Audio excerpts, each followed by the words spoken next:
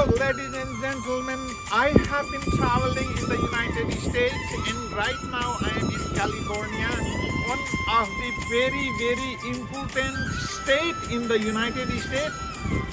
In this state, there are a lot of Nepali speaking people living in this place. So, one of them is a professor who is teaching English literature at university, and I'm going to see him uh, today, and I will find out a lot of information from him. Let's travel together with me. Thank you. This is the highway in California by Pacific Ocean. I am heading towards my destination. Traveling alone is not good idea. However, I have been enjoying traveling myself in the United States, and I am traveling by my car and I am by myself. Finally, I reached the destination and I saw my resource person whom I'm going to interview in this episode.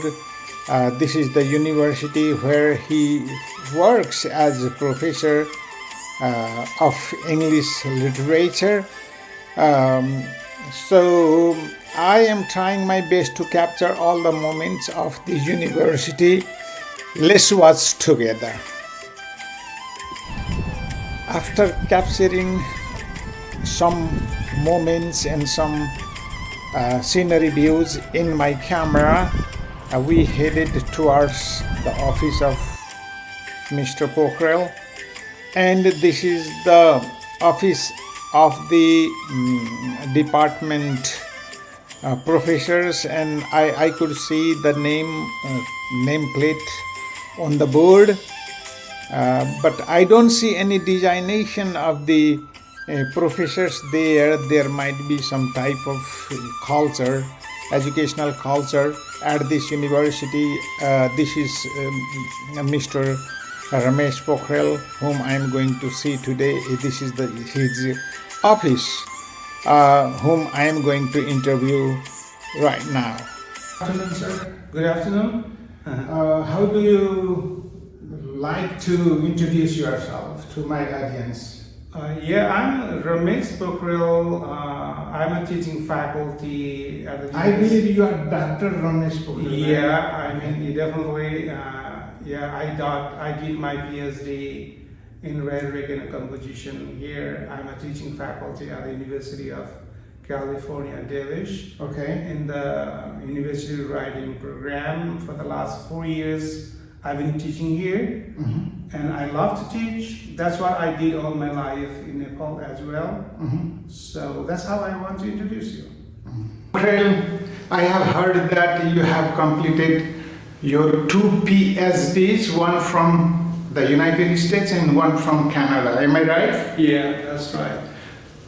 Why do you need 2 PhD to work in the United States? Well, actually, nobody needs 2 PhDs, and generally people don't do 2 or 3 PhDs to get a job. Here, 1 PhD from a prestigious university in the US or Canada would do the job. It's a great thing to do.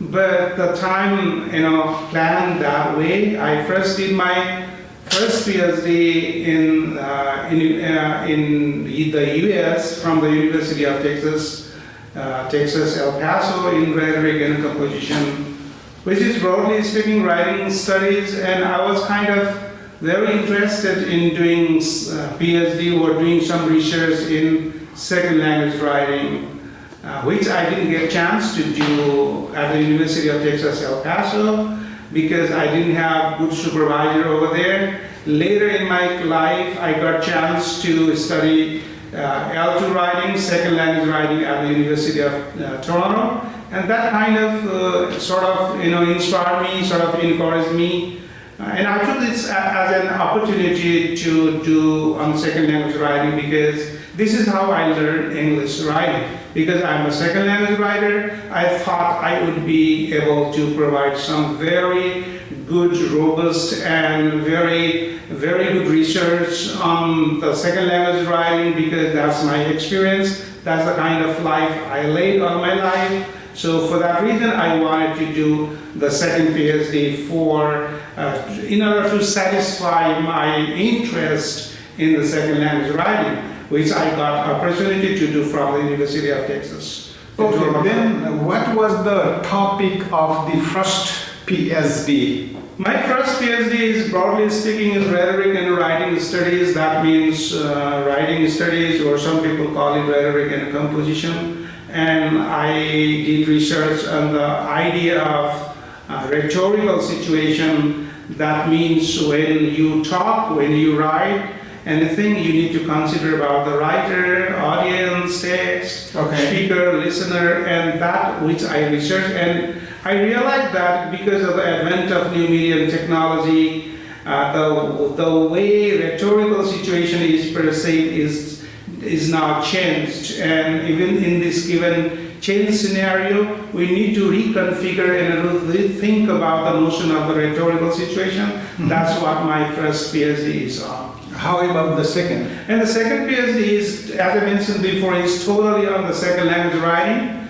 And in that research, I studied L2 writers, graduate students, and the faculty who teach L2 writers in any graduate program in Canada and the US. And I suggested some pedagogical approaches how to teach second language writing, especially writing to the student L2 writers, because the way L2 writers are taught in the US and Canada is not appropriate way, because it's taught from the perspective of native speaker of English. And that's why I wanted to suggest some strategy that could benefit the second language learners, second language writers, and I did that research.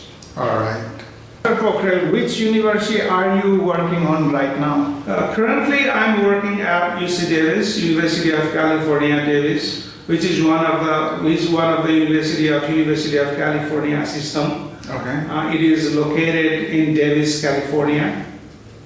What is the specific about your university? This university is a really very, very prestigious public university in the United States. And it is a topmost university, especially in the program Agriculture and Veterinary Medicine. And many people, like more than 45,000 students, study here. And this is one of the very high-ranked university. People love to come here. It is located in a small town called Davis, which is a university town. And this is specific. How long have you been working here? This is my 4th year. I started working here in the fall of 2020. Okay. Now it's been almost 4 years I've been working here. How satisfied are you at this job right now? I'm very satisfied because I introduce myself, I identify myself as a teacher, and I got very good opportunity to teach here. And the course load is pretty normal. It's less than in many universities in the US, because in universities in the US, teaching faculty sometimes has to teach more than 4 courses a quarter or a semester. But here it's very limited courses. Mm-hmm. The environment is pretty good because I'm able to teach. I can teach like multiple students from different part of the world, different size of the classes, and my students represent the whole world. They are international and they are multicultural, multi-ethnic, multinational. As I'm myself international, I came here as an international student. I kind of identify myself with my student, and I feel very good teaching the multicultural and multi-linguistic students. All right. Mr. Pokhrel, based on your present status, I guess that you might have belonged to a rich family in Nepal. How was your family background based on economic and educational condition when you were a child? Yeah, that's a really interesting question. So I actually don't belong in high class, family in Nepal. I belong to lower middle class or middle class family. I grew up like the majority of the people who grew in Nepal.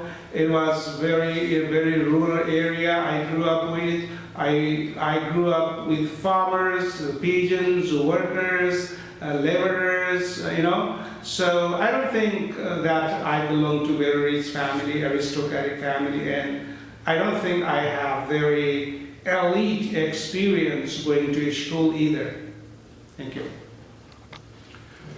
Dr. Pokhrel, could you please tell me your educational steps, especially from nursery to MPhil in Nepal? How did you accomplish that? Well, that's a really interesting question when I think back, reflect on my past and the kind of education I got. I sometimes wonder and are surprised to see myself in this position because when I went to school, like when I went to school in Nepal, in the nursery level, or in class from class 1, it was really pathetic situations. Even we didn't have, furniture in the class. It was not that sort of very reputed school. We call that Dole school. We used to play in the dust and, using the dust as a means of teaching material, learning material. I learned, and that way I went to public school in Nepal in the rural area, and that's how I learned, and that's how I grew up. So it was real. When I think about my past, it is really interesting. I sometimes get myself emotional. If you try your best to sort of strive for a better life, aspire for something great to achieve in your life, you will certainly be in one position that you might never have thought before in your life. Could you please elaborate a little bit the educational institution that you study in Nepal? They're all public universities, public schools, government, which we call government schools. The education system was not that fancy. It was really poor kind of environment. Sometimes we didn't have good teachers to teach, and the classes were a lot of disturbed by political and other social activism. The life was really not that friendly to go to school and a university. It was a tough time actually, but if you try, that's what I have learned. If you try your best, aspire for getting something, with perseverance, with great effort, you'll definitely get that aim in your life. That's what I have learned. Okay, Dr. Pokhrel, one more question for you. That is, what type of job did you do in Nepal? In Nepal, I did, as I mentioned before, I did totally teaching job. For 3 years, I taught at a school when I was a bachelor's degree student. And after I did my first master's degree in Nepal, I started teaching at a university, Tribhuvan University of Nepal.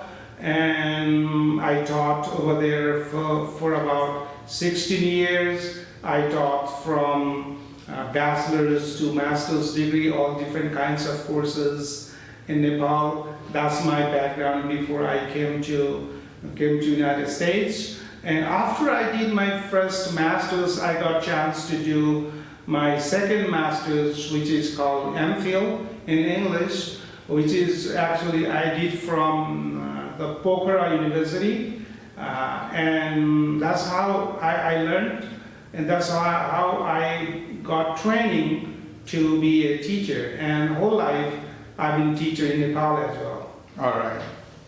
Why did you choose United States for your first PhD? You could go to Australia, UK, Canada, but why did you choose? Yeah, that's really great questions. After I did my master's, actually I didn't have any dream to do PhD in the United States.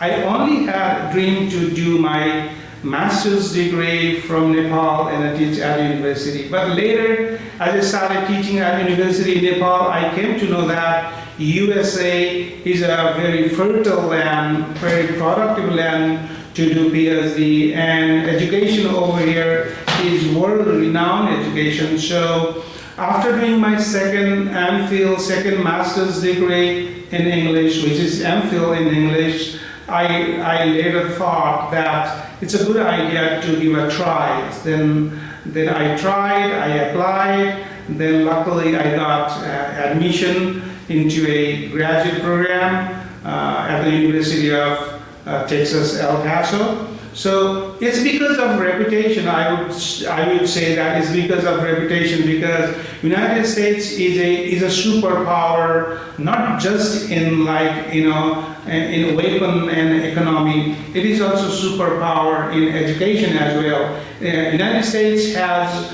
leading universities in the world, and the kind of education people get here surpasses the kind of education most people get in many parts of the world. And I thought, why not United States instead of other part of the world? That's how I attempted to come in the United States to do my first PhD. Okay, as you have practical knowledge of English literature as a student and a teacher in Nepal, America and Canada, what do you find similarities and dissimilarities of teaching process as well as learning process between the American countries and Nepal? That's totally different. The kind of education people get in Nepal, or I got in Nepal, or the kind of education I gave to my student in Nepal is totally different from the kind of education I got in the United States and in Canada, or the kind of education I give to my students here. So basically the difference is that in Nepal, teacher is supposed to be the bank of knowledge. Bank of knowledge. Teachers should have a lot of knowledge. What do you mean by bank? Bank of knowledge means teachers know everything, and it's teacher's responsibility to make his or her student understand the content. Okay. So the main load of teaching and learning is sort of given to teachers, But in the contrary, in United States and in Canada, teachers are just facilitators. Okay. They facilitate, they engage the student to have discussions, and from mutual discussions, sharing their knowledge, working in collaboration, they learn from each other. So here, the teaching is a kind of load on the student. The student will have to read a lot of material, they have to engage in discussions, and teachers' role is just to facilitate their learning, just to make their learning easier and make them understand the content. That's fundamental difference. Here, students learn by doing, and teachers watch them how they learn and how they do. That's like a motivator. Exactly. And they try to solve the problem when they are stuck. But in Nepal, what happens is that the teachers keep teaching and teaching and teaching, and the students remain very passive throughout the year, and only after the end of the year, they sort of have an exam and they write for three hours or 4 hours, without any discussions, without any feedback. And that kind of knowledge, that kind of teaching style is not appropriate in the present situation of the world, which in the United States and in Canada is different. Dr. Pokhrel, as you are expert in English literature and you are also from Nepal, you know about a little bit Chanda and meterized poem in English, right? Actually, what is meterized poem and Chanda? What are the similarities and dissimilarities between the two meters? Well, honestly speaking, I'm not expert on that because, definitely I did 2 master's degree in English literature. and taught poetry also. Currently, I'm an expert in writing and composition studies. But a little bit I can talk about that too also. Well, as I'm personally also working on Nepali literature, different kinds of chanda, different kinds of meters. But my experience is that English does not have that many chandas, that many meters in English poetry. Definitely we have we call that monometer, dimeter, pentameter, iambic. There are some varieties, but Nepali is really, because it's from, chandas come from Sanskrit literature, and Sanskrit is really very, very rich in chanda. Almost all mantras, almost all verses in Sanskrit are written in chanda. Actually, Sanskrit culture is very oral culture. It was a poetic culture. Everything was in those days, including mantras or any narratives. They were used to be narrated by or through chanda in Sanskrit. And Nepali literature copied that tradition, and there are hundreds of chandas in Nepali literature, as much as I know. But in English, there are limited. Chanda is not, meter is not that much practiced, that much reach in English. That's my first-hand experience, but honestly, I've not done much research on the meter or even chanda in Nepali, but that one I can definitely say about the difference in literature, in Nepali literature and English literature. Nepali literature is rich in chanda, definitely. How is English poem metered? Something like dadum? Yeah, they have stress and unstressed level. Just two, and the combination of stress and unstressed level make different chanda. So they call it foot, 1 foot. Sometimes one is stressed and another unstressed level make 1 foot. Sometimes two is stressed and one unstressed level make 1 foot. Depending on how many stress, the combination of how many different stress and unstressed level our line has, depending on that, they call it iambic pentameter. So example, pentameter means 5 foot. 5 foot line is pentameter. So they have very famous chanda, famous meter in English is iambic pentameter. Iambic pentameter. Yeah, but currently I'm not. How about the sonnet? What is sonnet? Sonnet is a kind of meter. Definitely, it's a kind of meter. It's a kind of chanda. Sonnet is a 14 line, 14 line poetry. It has a certain format. In the first line, you have to say one way. So second line should be another. It's a certain, very certain, definite, limited kind of format. So definitely they have, Shakespeare used to write in sonnets, and there are variations of the sonnets as well. But it's still, I assume that Nepali literatures have, poetry has varieties, yes. More varieties of chanda. That's my basic understanding. What is the major difference between Shakespearean sonnet and Miltonian sonnet? Yeah, Shakespearean sonnet, both of them have 14 lines. Okay. 14 lines poems are called sonnet. In the first stanza, it has 8 lines, and in the second stanza, it has 6 lines. But the rhyme pattern is different. Shakespeare's sonnet is abba, CDC, CDC. ABBA, ABB. The first line and the fourth line rhyme, and second line and the third line rhyme. Okay. ABBA, CDC, CDC, or CDE, CD. As much as I remember. Yeah. These days I'm not taught English literature, poetry, but I can recall those things that I taught before. But there are definitely a few of them. I don't think meter is that much celebrated notion in English literature. All right. Teaching in the prestigious university in the United States for a long time, and you have completed 2 PhD in American countries. How many publications do you have so that Nepal can benefit from it? That's a great question. So, in all these graduate programs that I have been and the kind of job I am doing here in the United States and in Canada, this job is primarily teaching job. So, as I mentioned before, I love to be called a teacher, an instructor. That's what I did all my life.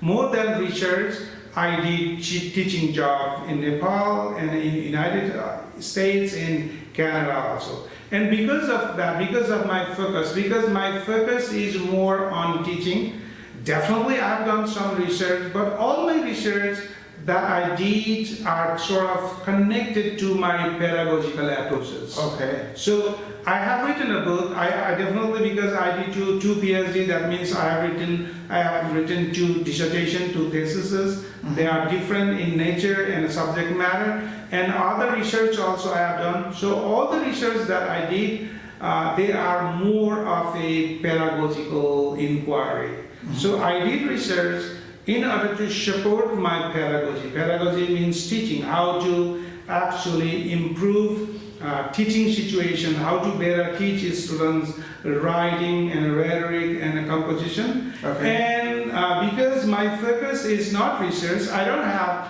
that many long list of publications, but definitely I have some. I have published a couple of articles from the prestigious journal, and I have I've written a monograph. That means my book, personally I have written it, that's called monograph. And there is another book that's in the pipeline. I'm still working on it, and because teaching, because of my teaching nature, because of the nature of my job, because I don't need to engage in research or publication, I've kind of subsided that kind of thing, but I'm still working on some research stuff. That would be definitely very helpful, especially the research that I have done for my second PhD would be really beneficial to all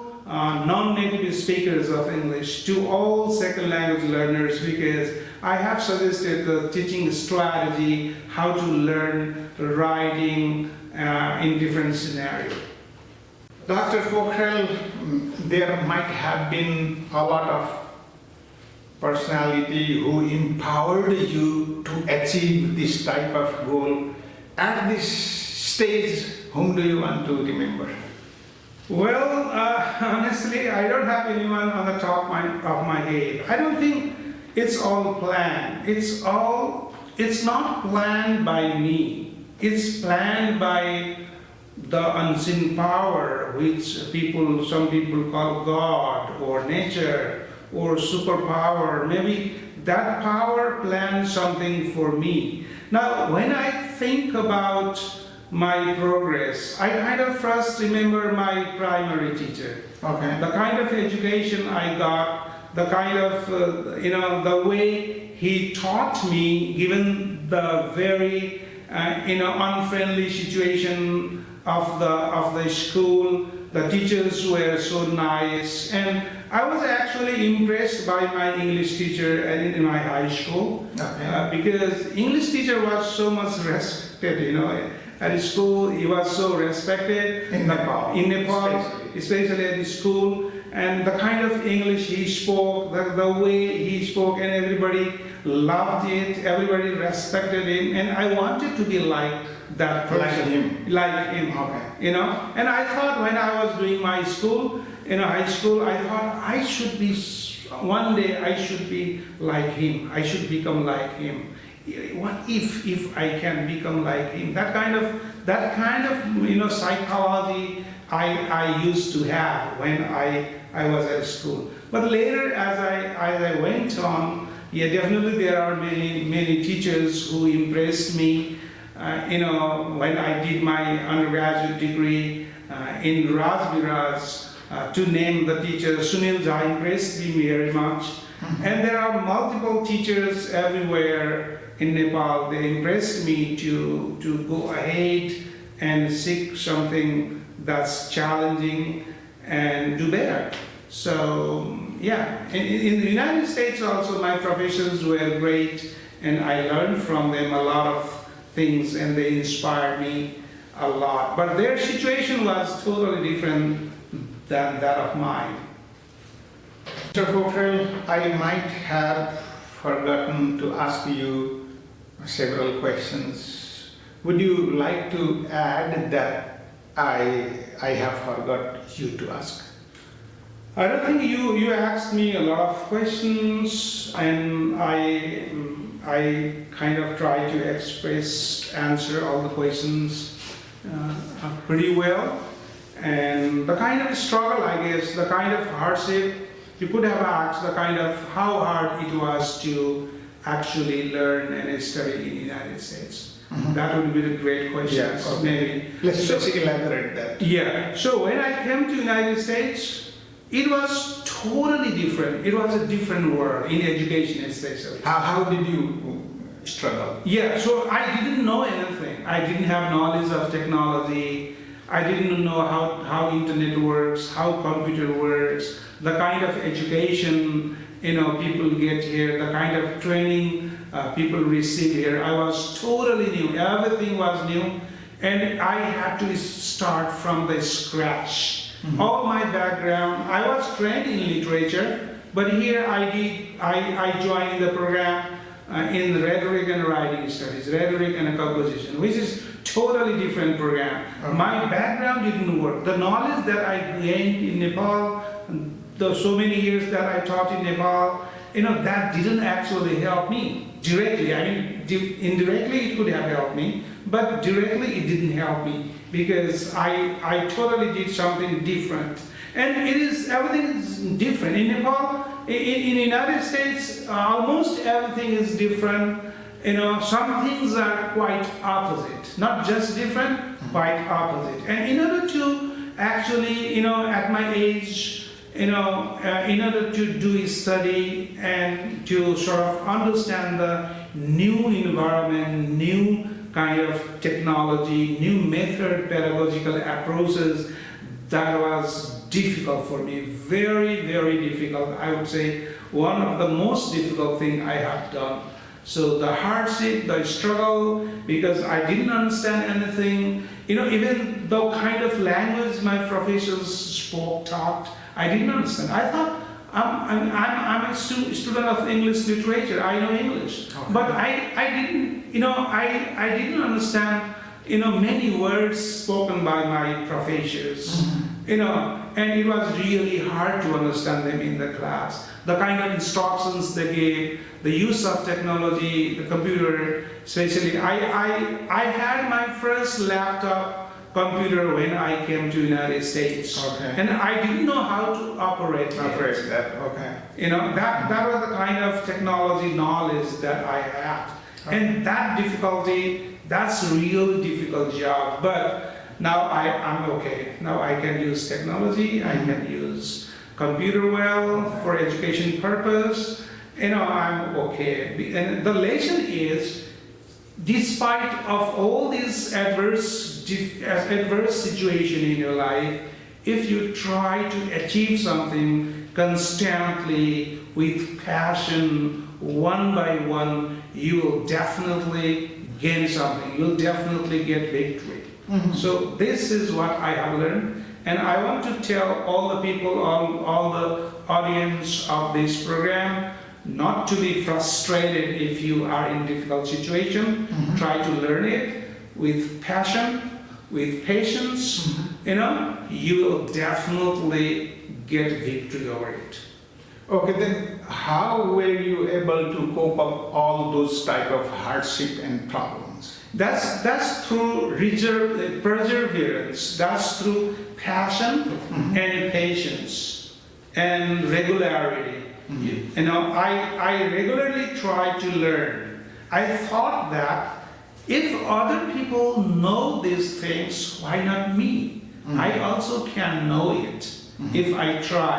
That kind of eagerness, that kind of energy came into my mind, into my heart maybe. And that sort of pushed me to learn more and more. But I definitely struggled a lot. because of totally different situation. In Nepal, it was totally different. It was pen and paper, it was print media, it was oral culture, no use of technology. I never used computer when I was in Nepal. Here, but every time you use computer. Without computer, you cannot learn. Without computer, you cannot do research. You cannot do assignment. You cannot write a writing task. So it's really for someone like me who never learned how to use computer, it was really a tough time. But it's all through perseverance, it's all through patience and passion, you can definitely get victory. Dr. Pokhrel, thank you for your time and interaction with me. This valuable conversation would be very powerful guidelines to the Nepalese students who wants to come to the foreign countries to gain higher education. Would you like to provide them some tips so that they can feel easy? Thank you so very much for inviting me in this talk. The first thing is try. Make your writing very strong. If you want to come to the United States to study, don't ignore writing stuff. Learn writing a lot, because First thing is writing. Okay. Because in any program here you are in, especially in graduate program, your writing should be very, very good. Very, very powerful. Very, very powerful, very, very effective. Try to learn writing. Don't ignore writing. In whatever subject matter you are studying, whatever discipline you are in, you could be in agriculture, science, technology, mathematics, or whatever, So make your writing very strong, your English very strong, and your listening power very strong, because when you come here, you will have a hard time to understand what other people are saying. So, develop that habit of listening to English, authentic English material, and prepare yourself, and come with passion and patience. Okay. Passion to learn and have patience to learn. Yeah. So bring these things with you, you can win the world. If you have all this information, you will have the ability to win the world. That's the message I want to relay. Okay. Thank you for your time. Goodbye. Namaste. Thank you so much for having me here. Thank you so much for letting me this opportunity to share my background, my experience. Thank you so much. After completion of this interview, we both headed towards the professor's residence. These are the big and beautiful building of UC Davis University, which is very renowned university in the United States for study. I stayed with him a night, and early in the morning at 4 a.m. I galloped into the darkness because I needed to depart from there to my destination. Thank you, Professor Dr. Ramesh Pokharel, for your interview.